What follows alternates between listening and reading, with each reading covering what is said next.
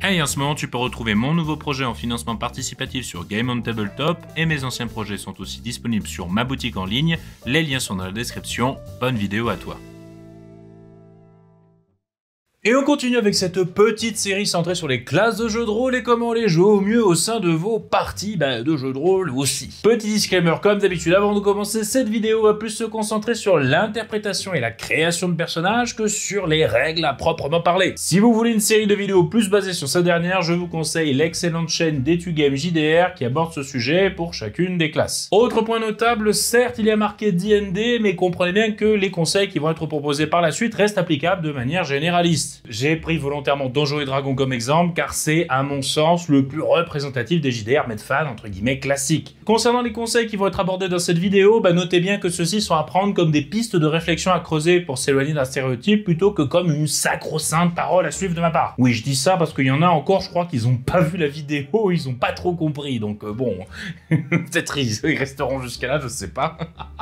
Toujours le bisou pour ceux qui regardent que la miniature, on vous aime quand même, allez, ouais. Gentil.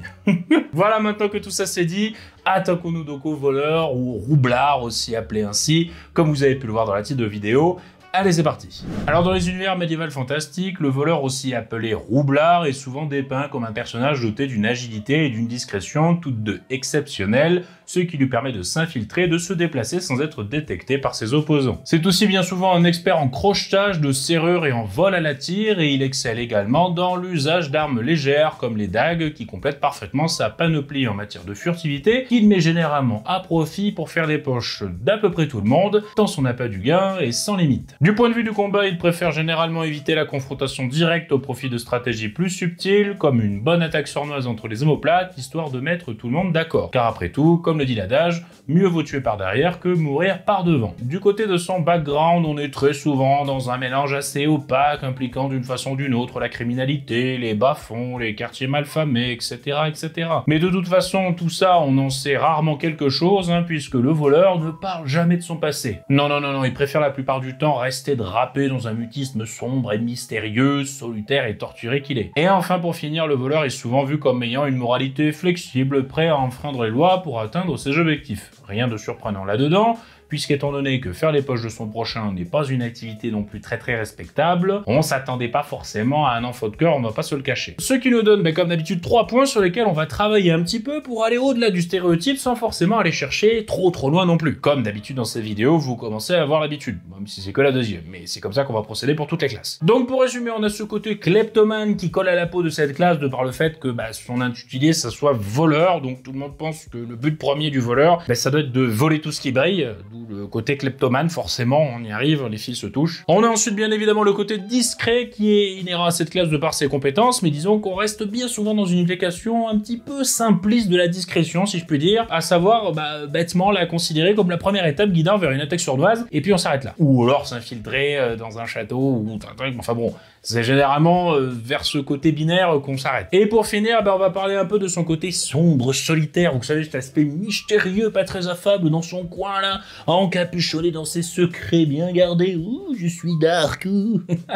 Bref, un aspect du voleur qu'on retrouve le plus dans les chara-design de ce style, faut se l'avouer, si quand même, si. Là, le stéréotype, il est bien tassé comme du café, là. Bon, maintenant qu'on a ces 3 points, allons-y pour les développer un petit peu plus comme d'habitude. Alors comme je le disais, le stéréotype du voleur se limite bien souvent à être tout simplement un kleptomane compulsif notoire. Le paroxysme de cet aspect étant de faire les poches de ses camarades dans son groupe de jeu. Bon, sérieusement, ça, juste arrêtez. En fait, ça c'est juste pas logique RP parlant, c'est chiant pour les joueurs, c'est chiant pour le MJ. Voilà, bon, juste arrêtez, quoi. on va pas épiloguer.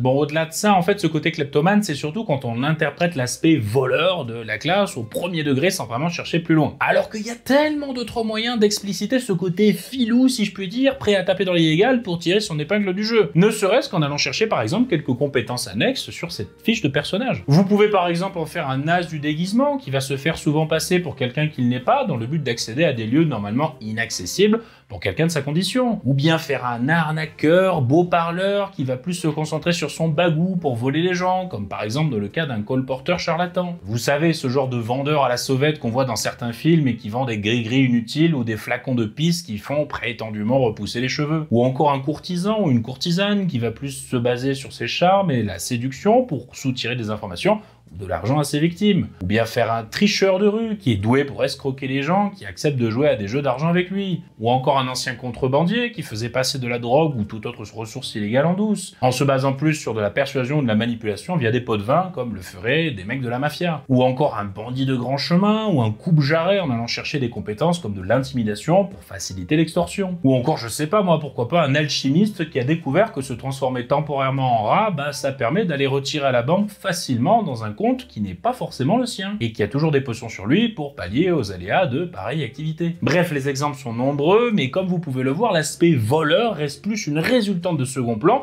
et n'est aucunement l'élément principal définissant le personnage. Ce que je veux dire par là, c'est que si on va chercher plus dans le côté débrouillard pas très légal que purement voleur à la tire, ben on se rend compte qu'il y a beaucoup plus de matière à exploiter en termes de chara-design pour un perso de ce style. Et surtout, ça peut se révéler être une meilleure base pour creuser un background plus intéressant que il vient des bas-fonds et du coup il a dû voler pour survivre, voilà, c'est simple. En effet, vous pouvez peupler le background de votre personnage de diverses anecdotes, de pourquoi ou comment il en est arrivé à faire cela, qui lui a appris, qui cela l'a amené à fréquenter, est-ce que ça l'a amené à voyager, et de ce fait est-il recherché dans certaines régions, et pour quelles raisons, etc., etc. Je vais pas tout vous les faire encore une fois. Et ce côté débrouillard sans scrupules, en plus de ça, ça pourra beaucoup mieux s'intégrer à une dynamique de groupe plutôt qu'à un simple kleptomane qui foutra forcément ses alliés dans la merde en volant la mauvaise bourse au pire moment qui soit. Puisque le personnage pourrait y voir une opportunité en premier lieu, car bon, dans un univers peuplé de bandits et de dragons et de boules de feu en tout genre, vous toujours être mieux bien accompagné, on va pas se le cacher. Et peut-être plus tard, tout ça, ça amènera à se lier d'amitié avec les membres du groupe et s'ouvrir un petit peu plus par la suite, etc.,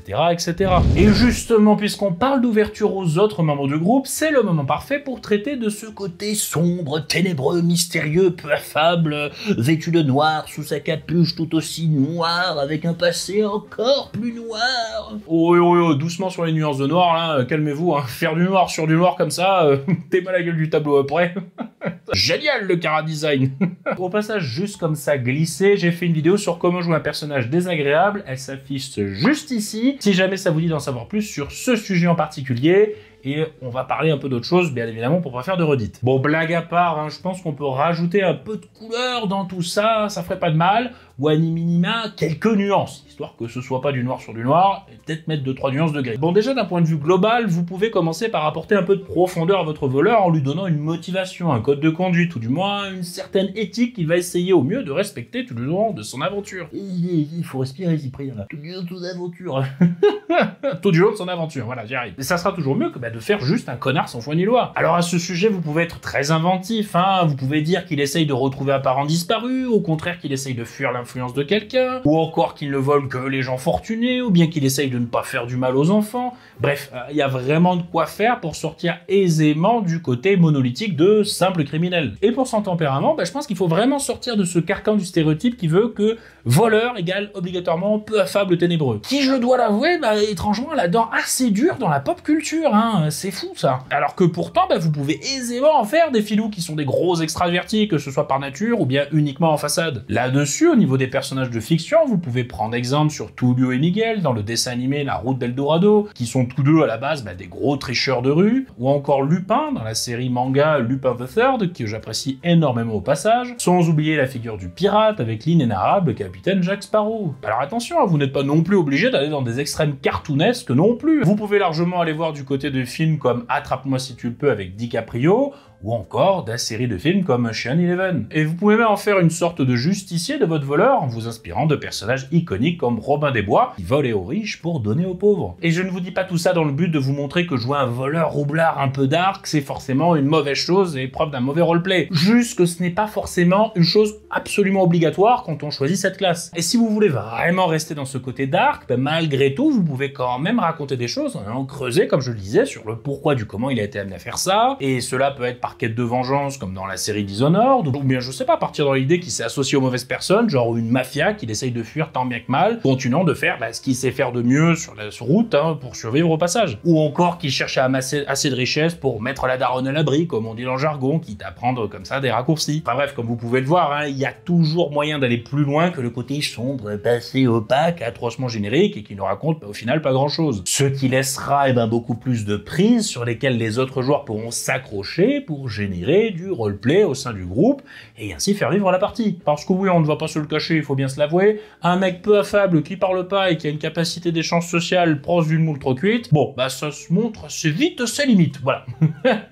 Et enfin, pour finir, on va parler de la discrétion. Alors, dire vrai, c'est à moitié une question d'interprétation de personnage et à moitié une manière de concevoir son gameplay durant les phases d'action. Alors, comme je le disais, la majorité du temps en combat, on voit la discrétion comme l'étape préliminaire à une attaque sournoise. Et je dis bien en combat, sinon après, on parle d'infiltration, tout ça, mais là, je parle en combat. Une attaque sournoise, qui sert à enlever un bon gros paquet de PV en un coup, comme ça, à l'antagoniste combattu, en le frappant, par surprise, dans le dos. Bon, ok. D'accord, ça c'est très bien, on va pas revenir là-dessus, sur les joies de l'attaque sournoise et tutti quanti. Mais je pense qu'on peut quand même un petit peu faire mieux. Ou du moins un petit peu plus intelligent en la matière. En effet, on peut essayer de voir la discrétion pas seulement comme un outil d'attaque, mais comme une capacité qui peut être utilisée de manière plus inventive, plus créative, qui va comme ça ouvrir des opportunités de combat ou créer du jeu, plutôt que de simplement enlever des PV à un ennemi. Et là-dessus, encore une fois, les exemples sont légion. Je ne sais pas, faire un tour de passe-passe, feinter, utiliser un élément du décor, désactiver des moyens de défense des ennemis, et tout plein d'autres trucs qui font que votre voleur va s'arranger pour ne pas jouer selon les règles, si j'ose dire. Car après tout, ne pas suivre les règles, c'est ce qu'il fait dans la vie de tous les jours. Alors je vois pas pourquoi d'un coup en combat, il ferait soudainement le contraire. En vrai, au-delà de ça, à titre personnel, j'adore dans les jeux de rôle jouer un personnage qui est moins fort que la moyenne en combat. Ce qui me pousse comme ça régulièrement à devoir me creuser les méninges pour tirer mon épingle du jeu en jouant sur le décor ou sur des feintes pour triompher. En gros, faut que je sois un peu plus smart. Ce qui peut globalement être applicable pour un voleur roublard, puisque il peut beaucoup moins se reposer sur son capital de points de vie qu'un combattant beaucoup plus tanky. Ce qui veut dire qu'il faut bien compenser en étant plus malin et surtout un petit peu plus fourbe. Et je peux vous dire qu'en faisant ainsi, déjà en tant que joueur, c'est vachement plus sympa et plus gratifiant car vous êtes beaucoup plus investi dans votre personnage et d'autant plus content quand ça marche, mais aussi et surtout que ce genre de comportement chez un joueur est généralement très apprécié par les maîtres du jeu. Car oui, en tant que MJ, je vais pas vous le cacher, généralement on adore les PJ qui ont des idées créatives pour résoudre un combat autrement que de devoir passer 2h30 à jeter des dés et à regarder des stats sur un livre un petit peu plus fatigué. Bon là attention, je fais un peu une généralité et tout, mais c'est peut-être pas le cas de tous les MJ du monde. Petit disclaimer comme ça au passage. Mais il faut avouer que personnellement, je trouve ça vachement plus intéressant et interactif comme manière de faire plutôt que de simplement résoudre une confrontation de manière entre guillemets conventionnelle. En bref, soyez en phase avec le fait que votre personnage soit obligé d'être plus malin pour s'en sortir, en étant justement plus malin vous aussi en tant que joueur. Et rassurez-vous, attention, c'est pas si difficile que ça de mettre ça en place.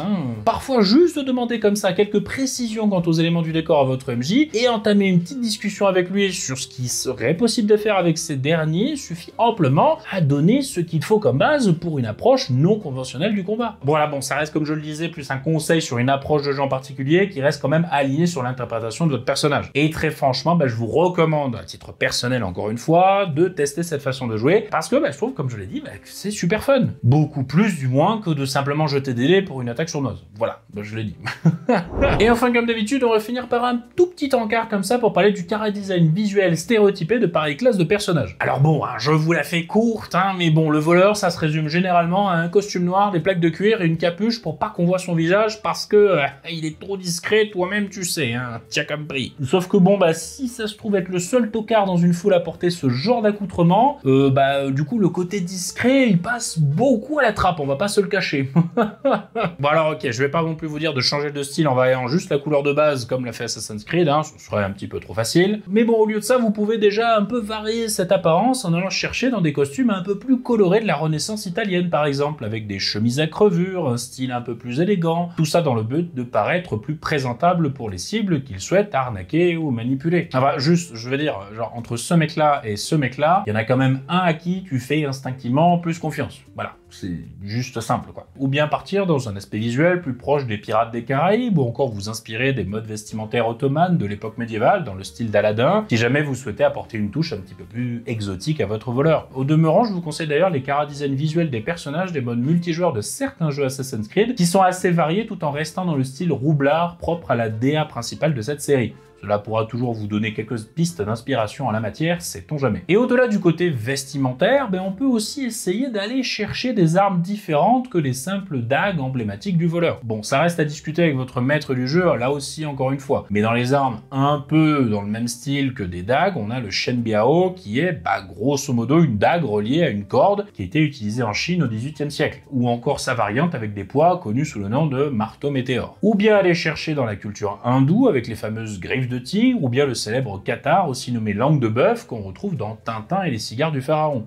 Ou encore l'urumi, qui est une sorte d'assemblage de lames flexibles semblables à des fouets métalliques plats pouvant frapper dans des angles complètement inattendus. Sans oublier bien évidemment des armes à distance ou de lancer, comme l'arbalète de poing, ou encore les couteaux ou autres shurikens, ou carrément même des trucs un peu plus exotiques comme des sarbacanes. Enfin bref, tout ça pour dire qu'il y a largement de quoi s'inspirer dans notre réalité en matière d'outils pour faire du mal à son prochain de manière plus ou moins discrète, ou pas forcément très conventionnelle. C'est fou d'ailleurs de voir ô combien on a toujours été super fort sur ce point. Mais bon, je vous encourage quand même à vous plonger un peu dans ce sujet des armes au travers des époques, c'est tout autant passionnant que ça n'est complètement glaçant. Bon, bien évidemment des conseils pour interpréter un voleur et aller au-delà de son stéréotype, il en existe tout plein d'autres et je n'ai pas eu le temps de tous les traiter car sinon la vidéo durerait une plombe, pardi, vous vous doutez bien. Mais c'est là où vous intervenez mes chers abonnés en complétant mes petits conseils humbles comme ça dispersés dans cette vidéo par les vôtres en commentaire dans la section dédiée. Et encore une fois je le répète, mais mes conseils sont à prendre comme des pistes de réflexion pour sortir du stéréotype et juste aller un tout petit peu plus loin et pas comme la chose ultime à faire pour créer un personnage prétendument parfait. Le but vraiment ultime, c'est que vous vous amusiez avec vos amis avant tout. Tant que c'est le cas, c'est que c'est bon en fait. Vraiment, tout va bien. Voilà, tranquille, comme on dit dans le sud. Donc voilà pour le voleur, ça me fait toujours autant plaisir ce petit exercice de partir du stéréotype d'une classe pour développer quelques éléments d'unicité de son chara-design et j'espère que vous aimez, vous aussi, tout autant ce fameux concept. J'espère sincèrement que vous aimez parce qu'on est parti pour un moment. Je peux vous dire que des classes, ça n'a rien à voir. Quoi qu'il en soit, ça sera tout pour moi. Je vous dis comme d'habitude dans une prochaine vidéo. Et comme d'habitude aussi, la rengaine, vous la connaissez si bien. C'était le Scénarorgien. Ciao, bonsoir, les studios.